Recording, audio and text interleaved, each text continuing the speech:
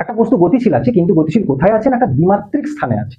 এখন আমরা জানি যে যদি কোনো একটা বস্তু একটা সরল রেখা বরাবর যায় না একমাত্রিক বা ওয়ান ডাইমেনশনাল, যখন কেউ দ্বিমাত্রিক স্থানে যাচ্ছে তার গতিপথকে এই দুটো ইকুয়েশনের সাহায্যে আমাদেরকে কোশ্চেনে দেওয়া আছে।